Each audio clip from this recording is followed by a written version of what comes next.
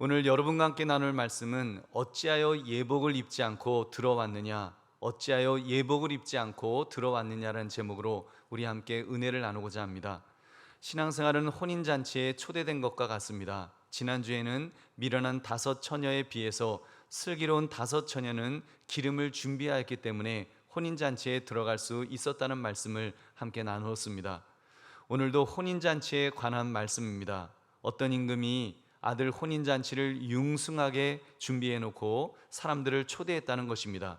그들은 임금님 아들의 혼인잔치에 마땅히 참석하여 축하해 주어야 될 그런 사람들이었습니다. 그런데 이런저런 이유로 거절했다는 것입니다. 심지어 그 소식을 전하는 종들을 잡아 모욕하고 죽이기까지 했다라는 것입니다. 그 결과 진노한 임금이 군대를 보내서 그들을 진멸하고 마을을 불살라 버렸다고 그렇게 성경은 말씀합니다.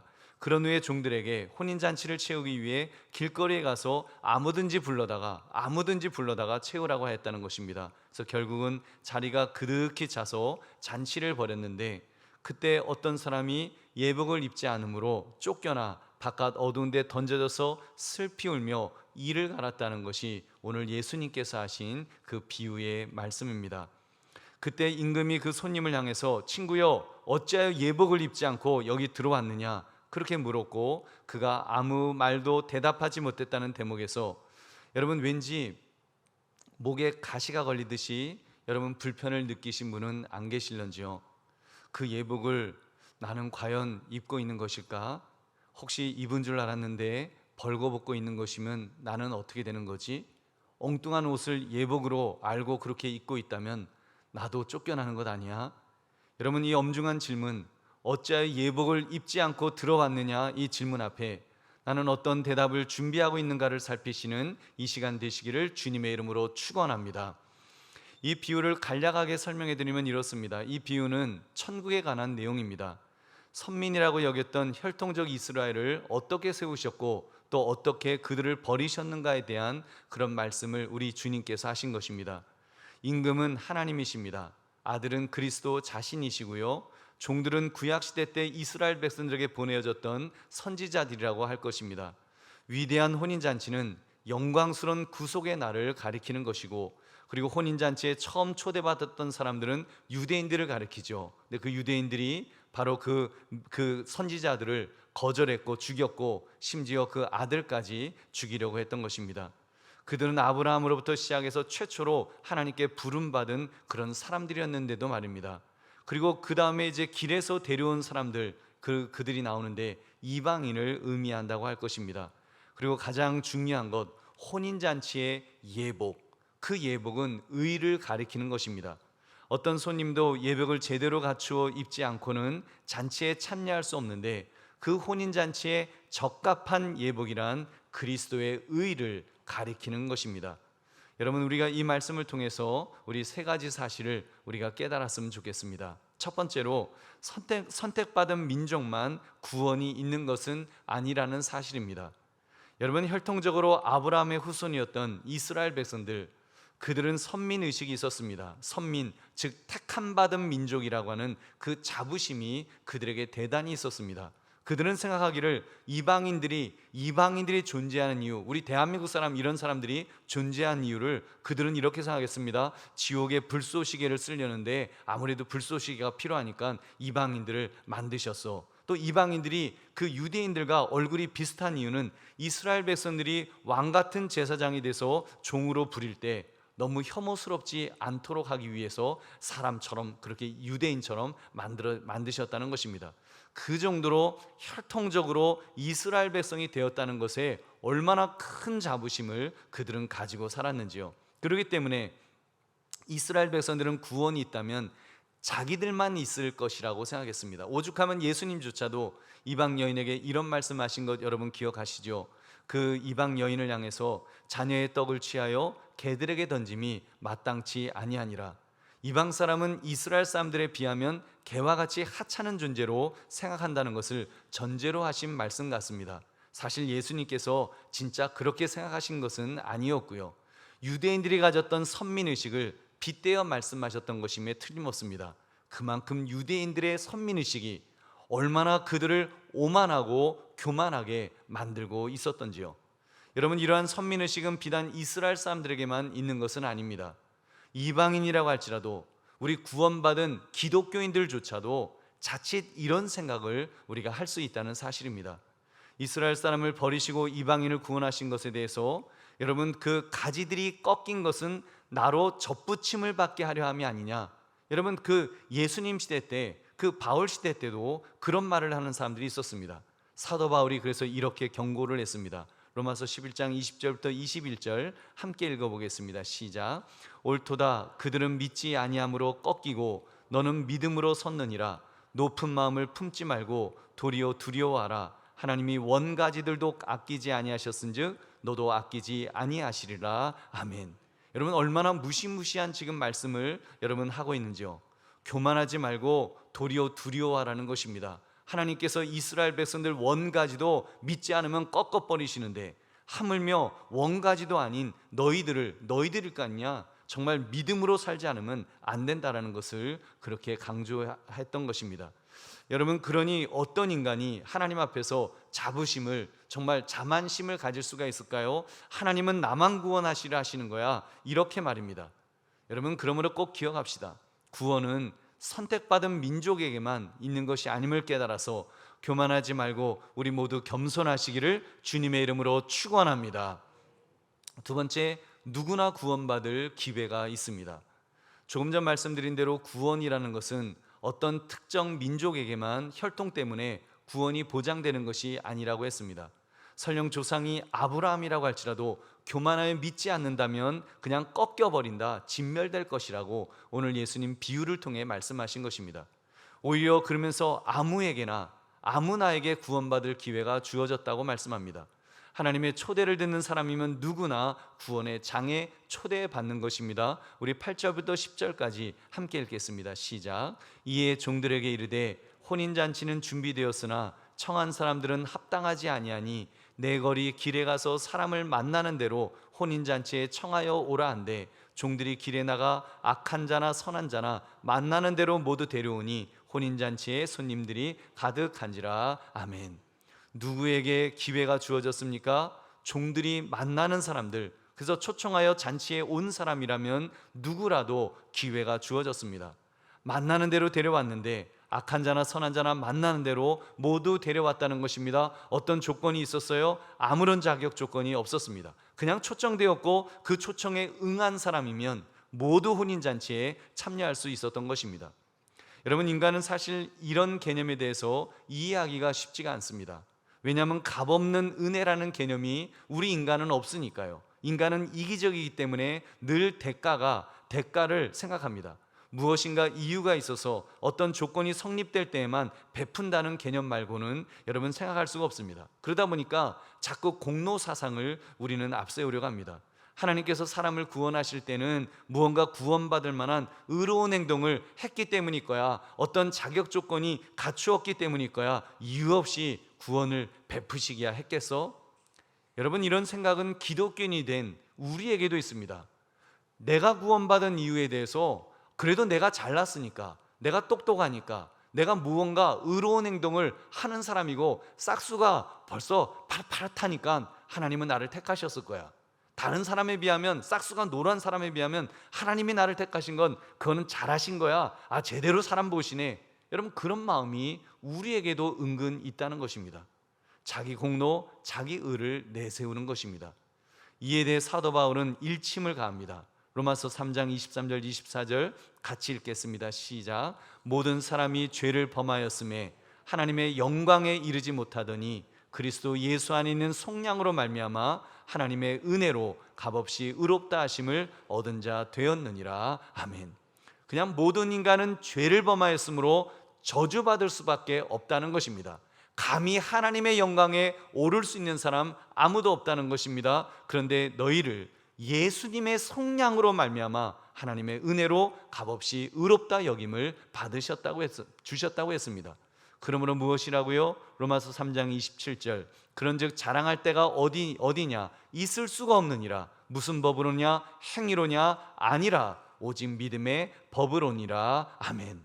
여러분, 무슨 말씀입니까? 어떤 자격이 있었던 것이 아니라는 말씀입니다. 누군가 자격을 갖추어서 뭐 저 사람 착하니까 똑똑하니까 특별해서 잘나서 어떤 자격 조건에 의해서 구원받을 기회가 주어지는 것이 아니라는 것입니다. 그냥 누구나 구원받을 기회가 주어진 것입니다.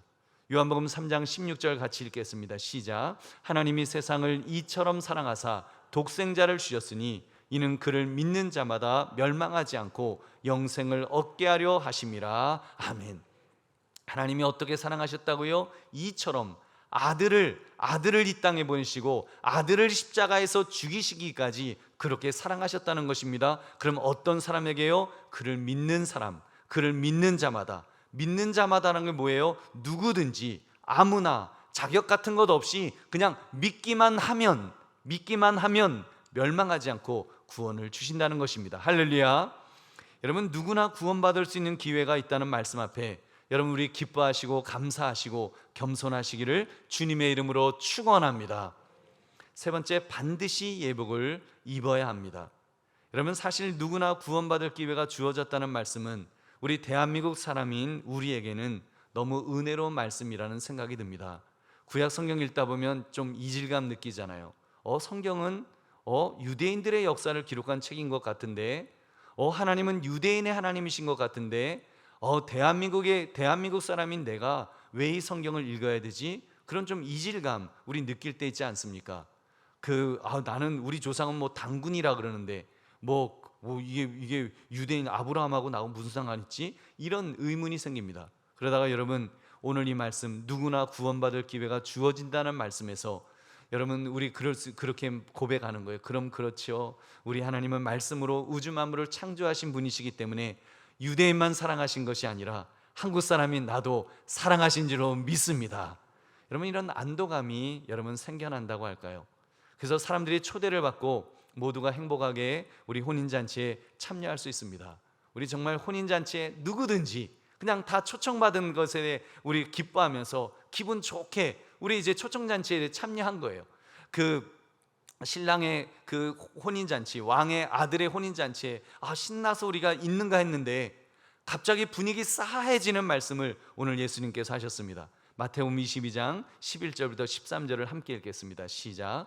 임금이 손님들을 보러 들어올새 거기서 예복을 입지 않은 한 사람을 보고 이르되 친구여 어찌하여 예복을 입지 않고 여기 들어왔느냐 하니 그가 아무 말도 못하거늘 임금이 사환들에게 말하되 그 손발을 묶어 바깥 어두운 데 내던지라 거기서 슬피 울며 이를 갈게 되리라 하니라. 아멘. 여러분, 혼인잔치에 들어와서 함께 웃고 떠들면서 정말 만나는 것들을 먹고 있었는데 갑자기 임금이 소리를 질렀습니다. 친구여 어찌하여 예복을 입지 않고 너 여기 들어와 있느냐? 너 왜 예복도 없이 왜 들어온 거야? 하면서 물었다는 것입니다. 그 말에 그 사람이 아무 말도 못했다라고 합니다. 그 변명의 여지가 없었다는 것이죠. 여러분, 그리고는 그는 손발이 묶여서 바깥 어두운 데 내던져졌습니다. 그리고 그제서야 슬피 울며 이를 갈게 되었다고 예수님 말씀하셨습니다. 고의인지 실수인지 모르겠는데 예복을 입지 않았다는 이유로 지금 이렇게 누군가는 끔찍하게 버림을 받았다고 하니 이게 얼마나 섬뜩한 이런 내용인지요. 그러면서 이 말씀은 은근 교회를 다니고 있는 우리에게 두려움을 느끼게 만듭니다. 혹시라도 주님께서 어찌하여 예복을 입지 않고 들어왔느냐라고 만약에 나에게 물으신다면 나는 뭐라고 대답을 해야 되나? 혹시라도 내가 그 사람은 아닐까? 여러분, 그런 두려움이 생기지 않는지요? 우리 사랑하는 성도님들, 두려워하지 마시기 바랍니다. 두려워하지 마시기 바랍니다. 여러분, 사실 어찌하여 예복을 입지 않고 들어왔느냐라는 이 책망이 두려운 제일 큰 이유는 일단 예복 구입이 어렵거나 명품이라서 비쌀까봐가 아닐까요? 왕의 아들의 혼인잔치에 초대된 거니까 왕궁에서 벌어지는 잔치잖아요. 그럼 왕국의 품위에 맞는 그런 품위 있는 예복을 입어야 하는 것이 아니겠냐는 말입니다. 돈이 많은 사람들이야 그런 예복 한두 벌씩은 이미 다 준비하고 있을 것입니다. 그런데 여러분은 어떻습니까? 저도 양복 몇 벌은 있습니다만 왕궁에 초청받아 입을 수 있는 그런 어떤 파리용 연미복 같은 그런 옷은 없어요. 뒤에 꼬리 달린 턱시도 말입니다. 여러분, 만약 교회에 오는데 그런 턱시도 반드시 입어야 입장할 수 있다고 한다면 아마 우리 모두는 다 난감해서 정말 절망하게 될지도 모릅니다. 특히 고급 양복을 살 경제적 여유가 없는 분에게는 교회까지 나를 이렇게 무시하나, 이렇게 힘들게 하나, 굉장히 절망할 것입니다. 그런데요, 여러분, 그런 염려 전혀 안 하셔도 괜찮습니다. 왜냐하면 이 비유를 가만히 읽어보면 그 예복은 초대받은 사람이 준비해야 되는 것이 아니기 때문입니다. 첫째, 그 예복은 왕이 준비했다는 사실입니다. 할렐루야. 여러분, 왕이 준비한 거예요. 손님들 대부분은요, 준비할 능력이 없는 가난한 사람들이었습니다.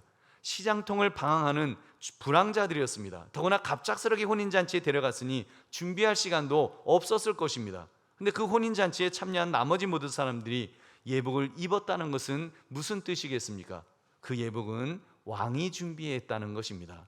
왕이 준비했기 때문에 다 입을 수 있었던 거예요. 근데 그 사람은 왜 예복을 입지 않았다가 쫓겨난 것일까요? 무슨 이유인지는 모르겠지만 안 입었으니까요. 입으라는 옷을 안 입었기 때문에 쫓겨난 것입니다. 여러분, 그 말은 둘째, 그 예복은 순종함으로 입어야 합니다. 아멘. 여러분, 순종함으로 입어야 되는 거예요. 일단 그 사람이 아무 말도 못했다는 것은 그 예복을 입을 기회가 그 사람에게 주어졌다는 것일까요? 아니면 예복이 다 떨어졌다는 것일까요? 여러분, 주어졌다는 거예요.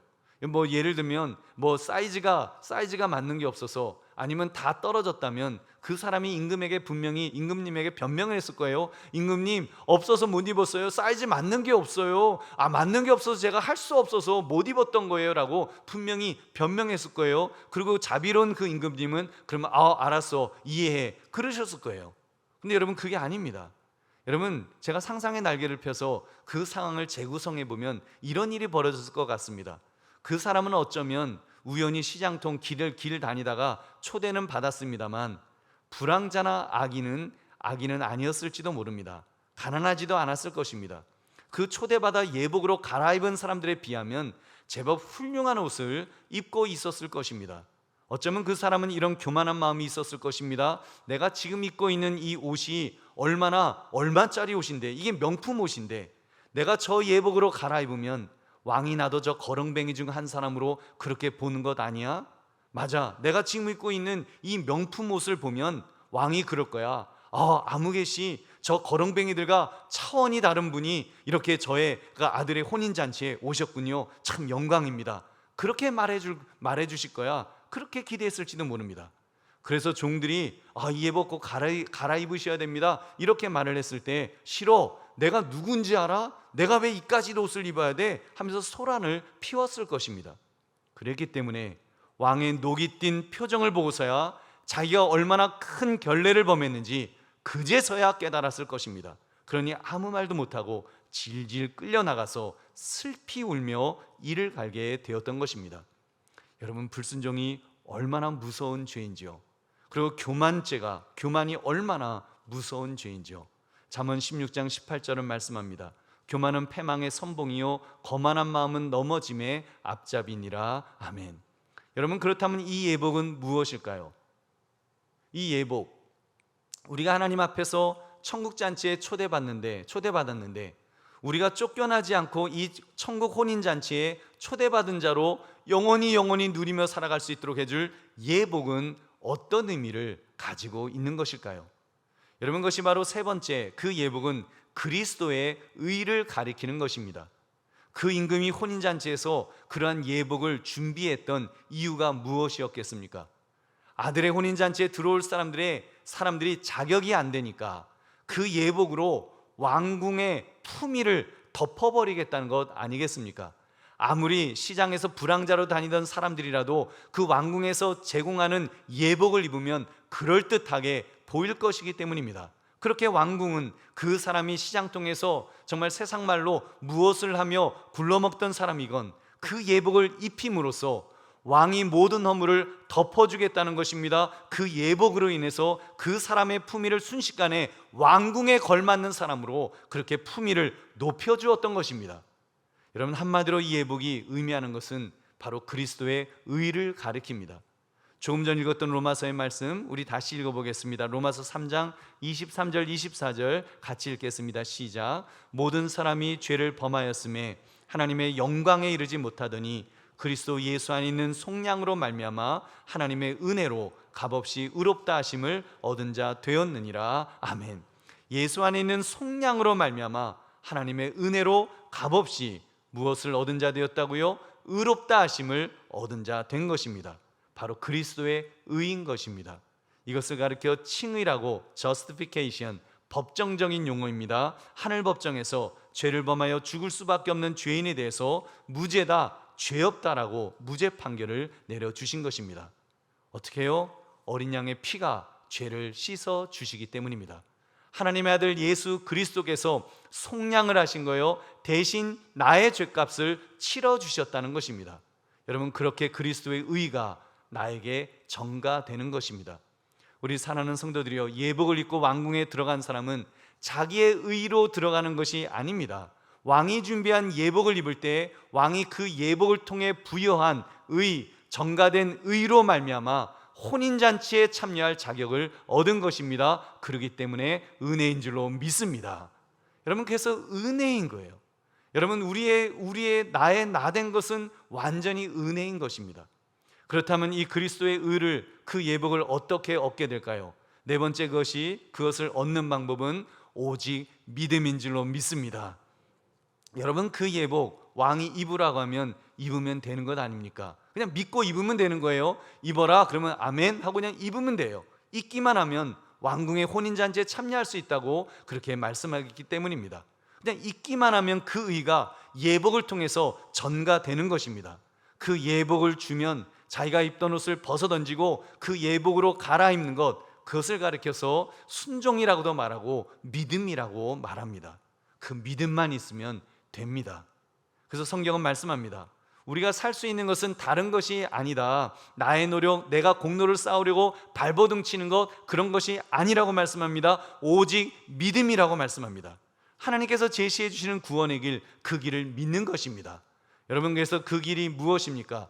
우리 예수 그리스도이신 줄로 믿습니다. 예수님이 바로 그 구원의 길이십니다.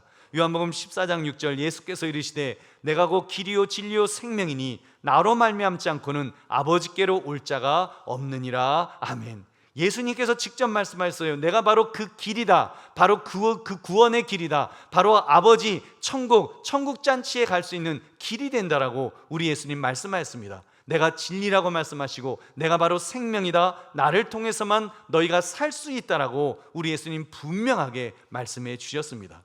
그럼 어떻게 하면 되나요? 그럼 어떻게 하면 돼요? 믿기만 하면 되잖아요. 아멘 하면서 예수님 맞습니다. 예수님이 나의 구원자십니다. 여러분, 그것만 믿으면 됩니다. 의인은 오직 믿음으로 산다고 그래서 말씀하신 것입니다. 로마서 1장 17절 같이 읽겠습니다. 시작. 복음에는 하나님의 의가 나타나서 믿음으로 믿음에 이르게 하나니 기록된 바 오직 의인은 믿음으로 말미암아 살리람과 같으니라. 아멘. 무엇으로 살 수 있다고요? 오직 의인은 믿음으로 말미암아 사는 것입니다. 믿으면 됩니다. 로마서 10장 10절, 사람이 마음으로 믿어 의에 이르고 입으로 시인하여 구원에 이르느니라. 아멘. 마음으로 믿으면 의에 이른다고. 여러분, 그리스도의 의가 나에게 전가된다는 것입니다. 또 입으로 시인하면 여러분 구원에 이른다라고 성경은 약속합니다. 그래서 그렇게 믿기만 하면 그리스도의 의가 나에게 그냥 전가되는 거예요. 여러분, 빛이 들어오면 어둠이 물러가듯이 죄책, 즉 사망의 형벌을 면제케 해주십니다. 그뿐 아니라 그리스도의 의로우심 자체를 나에게 전가시켜 주셨습니다. 그래서 우리는 새 것이 된 거예요. 우리는 새로운 존재가 된 거예요. 예수 그리스도를 나의 구원자로 믿으면 우리는 변화됩니다. 새로운 피조물로 변화된 줄로 믿습니다. 고린도서 5장 17절, 그런즉 누구든지 그리스도 안에 있으면 새로운 피조물이라 이전 것은 지나갔으니 보라 새 것이 되었도다. 아멘. 우리는 새 것이 된 거예요. 새로운 피조물로, 새로운 존재로 우리는 바뀌어진 것입니다. 여러분, 이제 이해가 되셨죠? 천국잔치에 그 예복을 입으면, 믿음으로 옛옷을 벗고 새 예복으로 갈아입으면 의롭다 하심을 받습니다. 그리스도로 말미암아 하나님과 화평을 누리게 되는 것입니다. 우리 로마서 5장 1절 같이 읽겠습니다. 시작. 그러므로 우리가 믿음으로 의롭다 하심을 받았으니 우리 주 예수 그리스도로 말미암아 하나님과 화평을 누리자. 아멘. 여러분, 제가 염려하지 마시라 그랬잖아요. 여러분, 염려하지 맙시다. 천국잔치에 우리가 있으면서 믿음으로 입은 그 예복, 그리스도의 의의 예복으로 말미암아 여러분, 하나님과 화평을 누리게 되었습니다. 여러분, 이제는 하나님께서 내가 입고 있는 예복만 보시는 거예요. 만약에 하나님께서 예복을 보지 않으시고 불꽃 같은 눈으로 나를 보신다면 여러분, 하나님이 뭐라고 그러실까요? 이 악한 인간아, 너 같은 것이 감히 어디, 여기가 어디라고, 여기 천국 혼인잔치에 여기를 들어와? 여봐라, 저놈을 꽁꽁 묶어서 끌어내라, 어두운 데로 그냥 내쳐버려라고 하나님 말씀하실 것입니다. 왜냐하면 우린 죄인이니까요. 나는 죄인이니까요.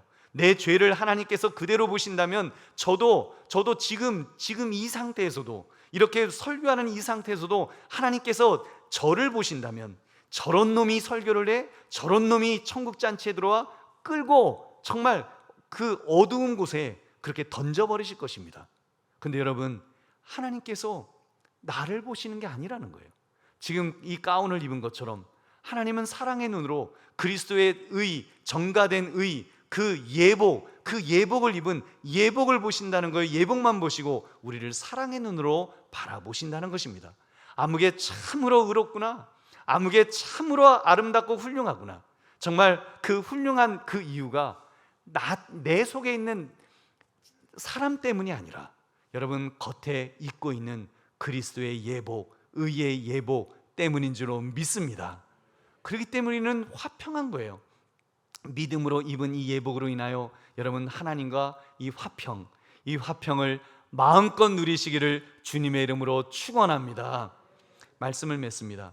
어찌하여 예복을 입지 않고 들어왔느냐라는 질문 앞에 여러분, 아직도 불안하신지요? 이 예복은 그리스도의 의라고 했습니다. 믿음으로만 얻을 수 있는 그리스도의 의 말입니다. 의의 예복 말입니다.